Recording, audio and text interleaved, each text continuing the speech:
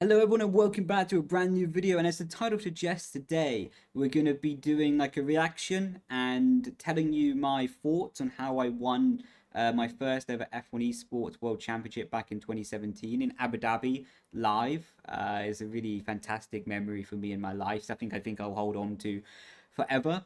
So I want to be able to give you like exclusive insight to my mentality, my mindset, and how everything unfolded during the race. But before we get into that, I want to say a massive thank you to Formula One as well. They own all the credit, they own all of the rights to the F1 esports video that we're using in the background today. So everything I want to give credit to them. That's all their amazing work and dedication behind the scenes that made the broadcast possible. But I also want to say thank you to Formula One. Gfinity, Codemasters, anyone and everyone internally working on the F1 Esports program, because they changed my life back in 2017. Before I was working as a chef, I enjoyed chefing a lot. To be honest, I still enjoy cooking as well. But I was working as a chef, and I always believe that in life, everyone gets at least one chance to change their life and do what they want to do as a passion for a job. Um, and 2017, that chance came up for me, and I grabbed it with both hands. Something that a lot of people don't realize or don't know is in half a month before the grand finale in Abu Dhabi, I quit my job as a quit my job as a chef to fully focus on racing. I put a lot of pressure on myself because I knew going into the event I had to win it. I had to win to be able to justify leaving my job and start a new career path. So there was a lot of pressure on my shoulders going into it, but you'll see how it all unfolds. But I want to say, like the summary of it, a big, massive, humongous thank you to Formula One, Gfinity, Codemasters, anyone and everyone internally who made changing my life possible. For them and everyone, the boys and girls, everyone. I'm eternally grateful to all of you. So thank you. But what we're going to do now is be jumping into the actual like highlights of the video, and I'll be explaining how everything is unfolding during it. So you can see we have our face cam in the top. Let me just find the race start. There we go. I eventually got it. So explaining the situation going into the race, I'm P3 in the championship. I'm on 29 points.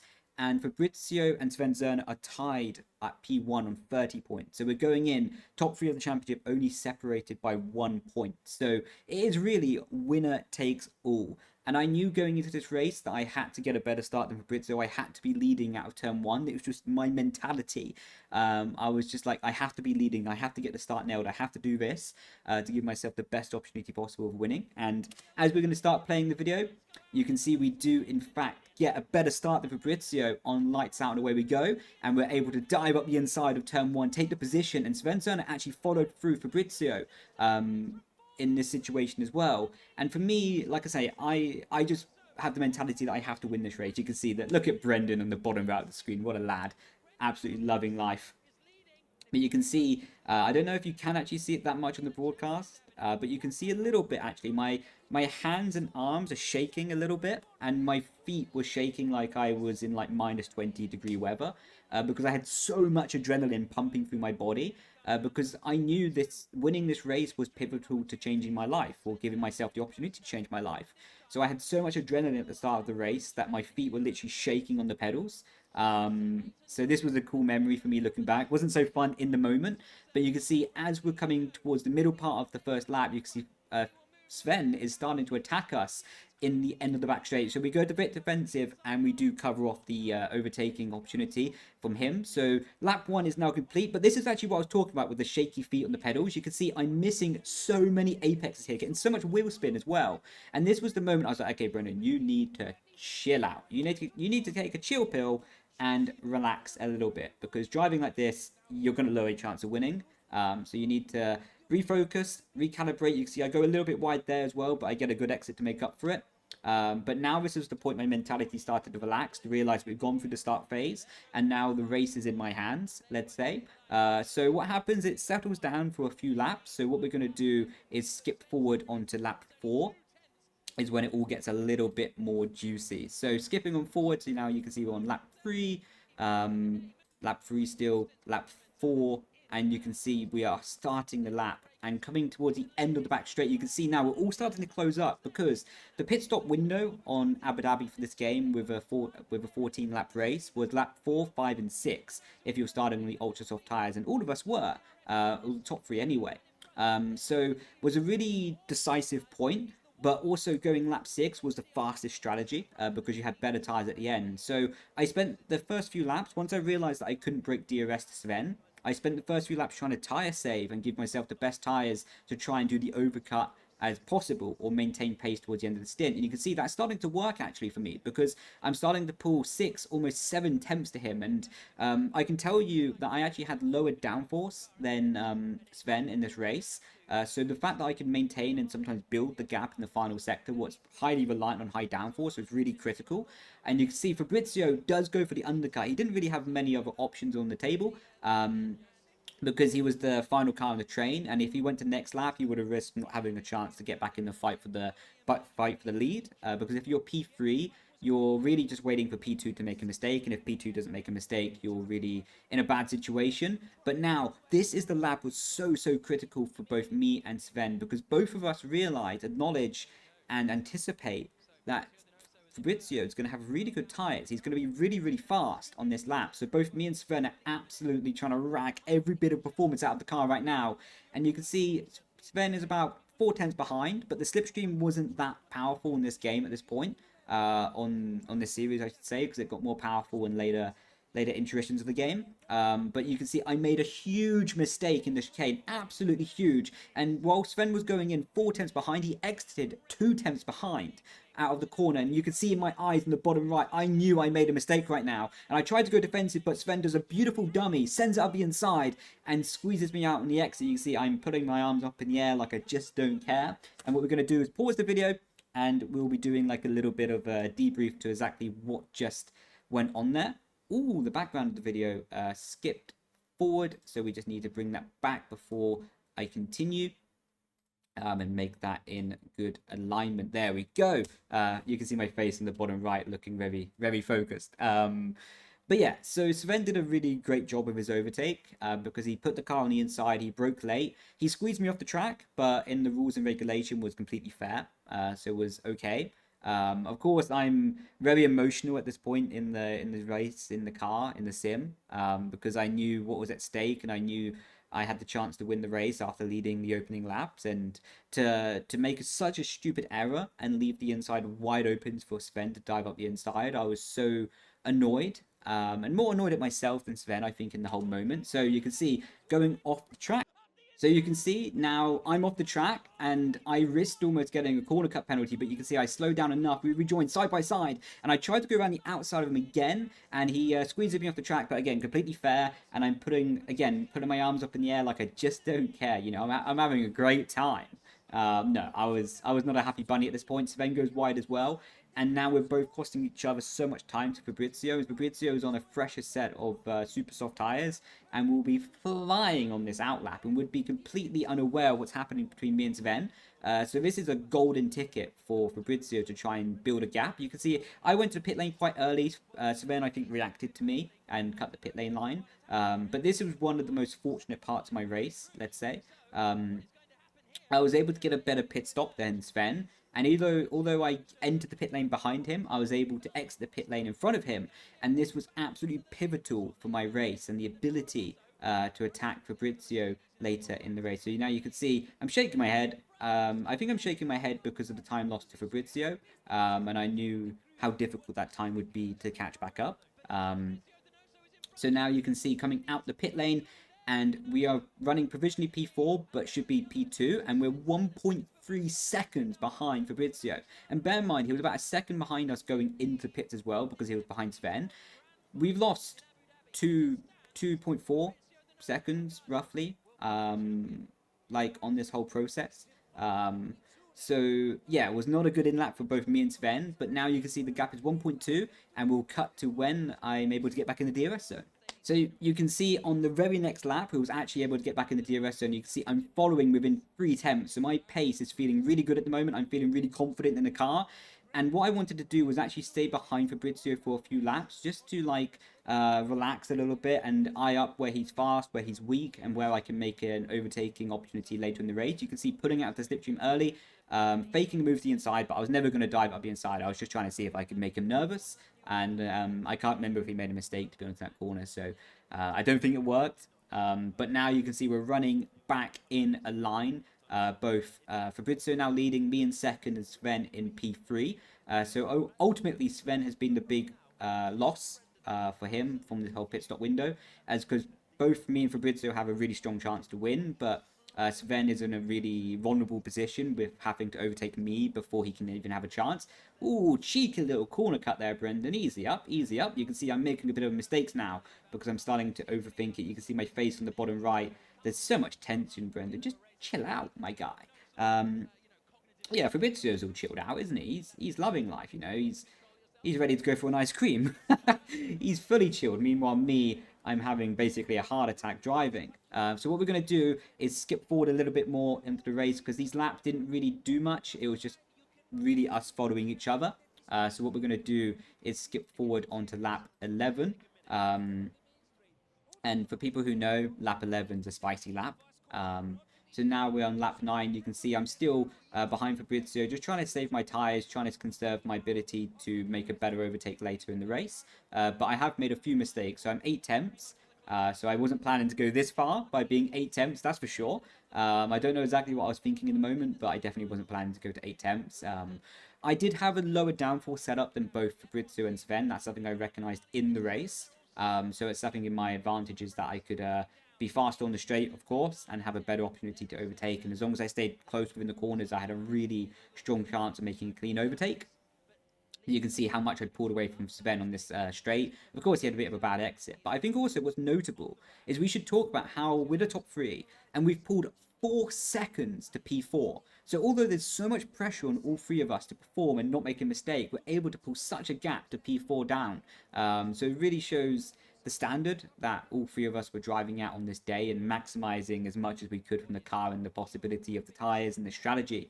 So what we're going to do, like I say, is go on to lap 11, and you can see now I'm starting to get in a position to close down on Fabrizio. This is still lap 10, by the way, but I went purple in the middle sector. And this is really where my strategy was starting to unfold, was now I can put a bit of pressure on Fabrizio, and you can see both of us making mistakes with wheel spin out the corner just because we're so nervous, naturally. You can see making a bit of a lock up there. Again, you just need to chill out, Brendan. It'd be so much easier if you just chilled out, my guy. But now, this is where it gets a bit spicy. So, Fabrizio, Brendan, Sven, all following each other by under half a second. And Sven is going to do a bit of a cheeky move here, and I'm just going to let it play, and I'll talk about it after.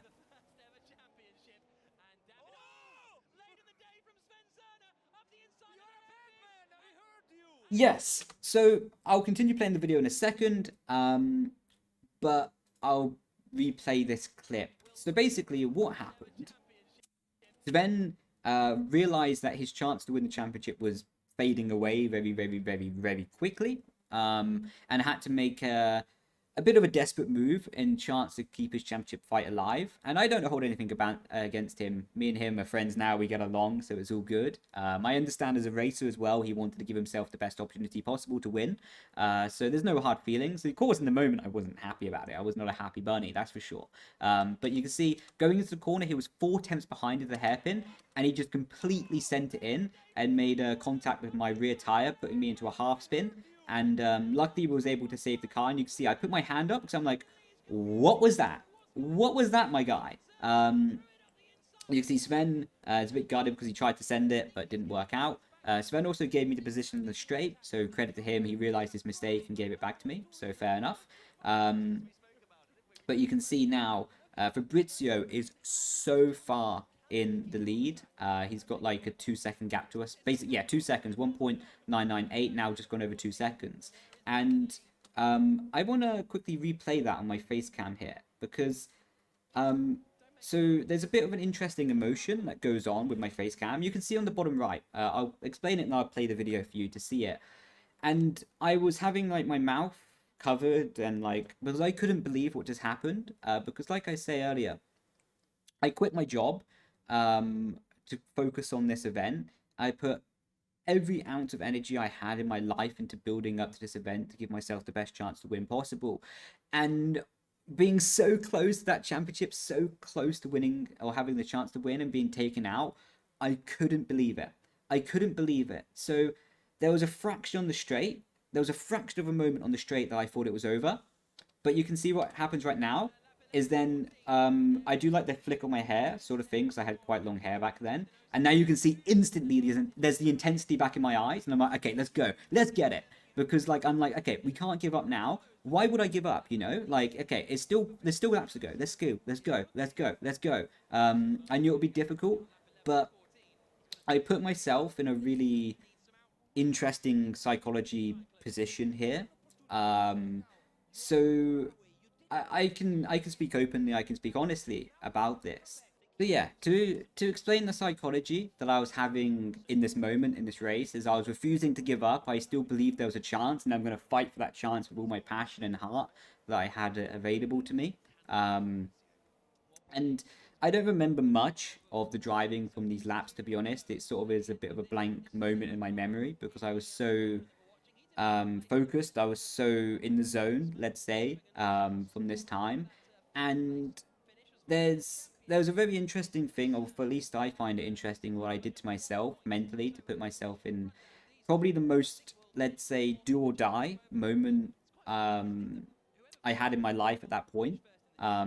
So I believe a lot in life that we have to use, or it's really positive if we use negative situation in our lives as a positive fuel for change and to give us energy. And I remember, so this was 2017, I remember really vividly, and I still remember it, to be honest. I'm over it now, and I use it for my positive energy, my positive fuel for my fire, for my motivation.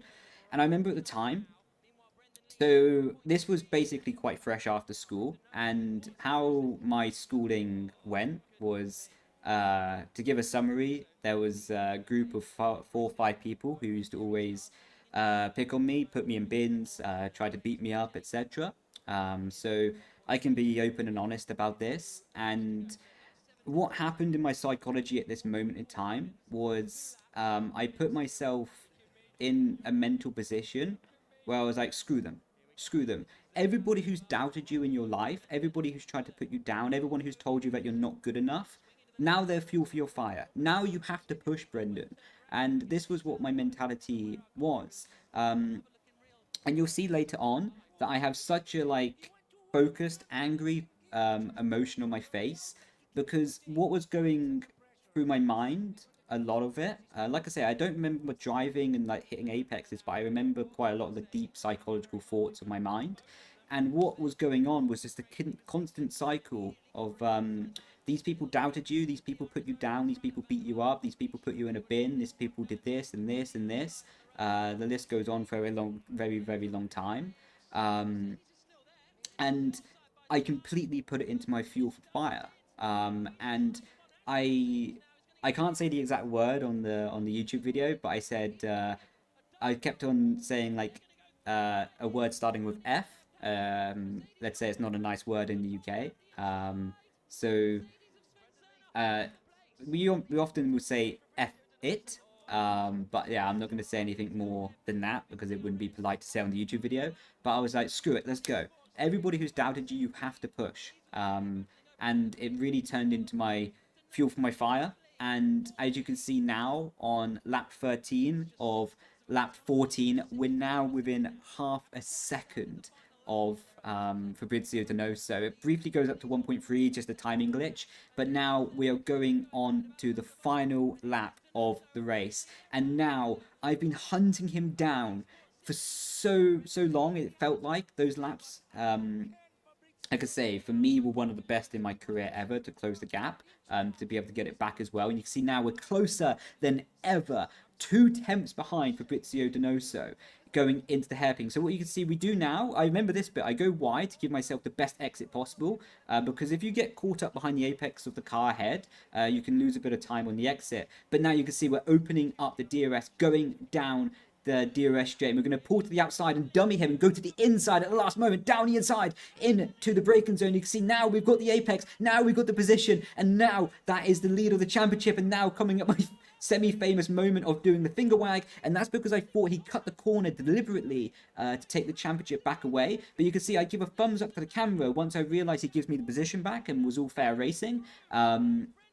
So yeah, that's where the finger wag also originated from. Was it wasn't like a celebration for an overtake. I was like, he cut the corner. How can he cut the corner to keep the position? So I was completely enraged, and he gave me the position back, and then turned out to be okay. So I also want to explain this part, so I'll show you the onboard perspective. So now you can see the onboard perspective of both Fabrizio. You can see when he cut the track, he had so much room. So it was a completely fair move, was completely fair racing from the broadcast. Maybe it looks more aggressive than it was, but you can see from this point of view, he had so much track before he cut the corner. So this is why I was upset, because I felt this in the moment.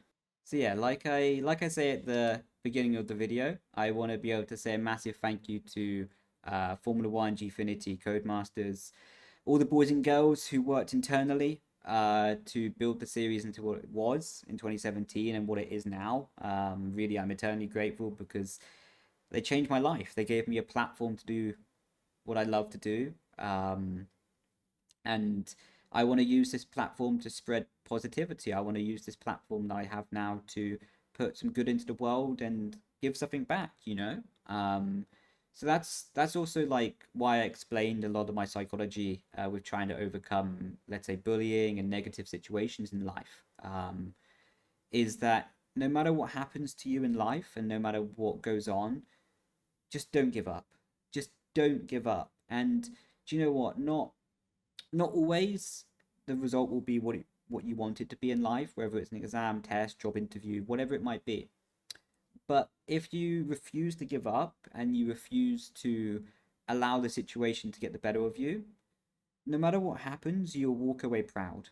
And that's one of the biggest life lessons and my biggest motivations in life is, look, I might not win everything I do, but be damn sure that I'm giving every ounce of energy I have to doing that task as good as possible.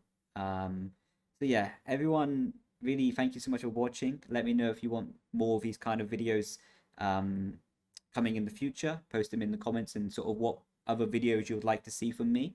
So yeah, thank you everyone for watching, and I will catch you next time.